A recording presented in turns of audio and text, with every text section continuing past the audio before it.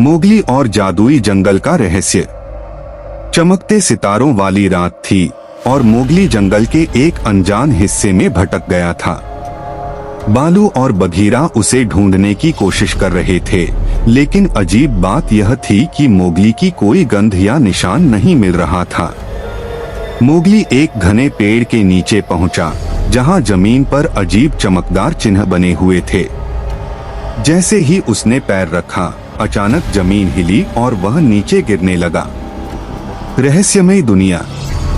जब मोगली ने अपनी आंखें खोलीं, तो वह एक अजीब चमकते जंगल में था। यहाँ के पेड़ नीले और बैंगनी रंग के थे और उनकी शाखाओं पर छोटी छोटी रोशनी टिमटिमा रही थी। पक्षी इंसानों की तरह बातें कर रहे थे और हिरण हवा में तैर रहे थे। यह कौन सी जगह है? मोगली ने हैरानी से सोचा। तभी एक बूढ़ा व्यक्ति उसके सामने आया। उसकी आंखों में गहरी चमक थी और उसने कहा, तुम इस जंगल के चुने हुए रक्षक हो मोगली। तुम्हें एक खतरनाक शक्ति को रोकना होगा। अंधेरे का साया। मोगली को पता चला कि इस जादुई जंगल पर एक खतरनाक छाया मंडरा रही थी। नागराज, एक विशाल दुष्ट सर्प जो जंगल की शक्ति को निगलने वाला था। मोगली ने हिम्मत जुटाई और नागराज को ढूंढने निकल पड़ा।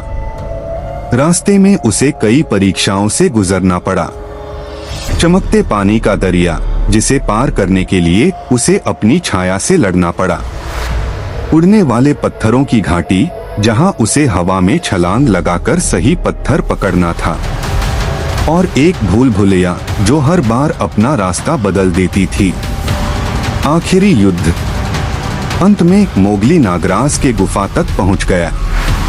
नागराज ने फुफकारते हुए कहा, तू एक इंसान का बच्चा है, मेरी ताकत का सामना नहीं कर सकता।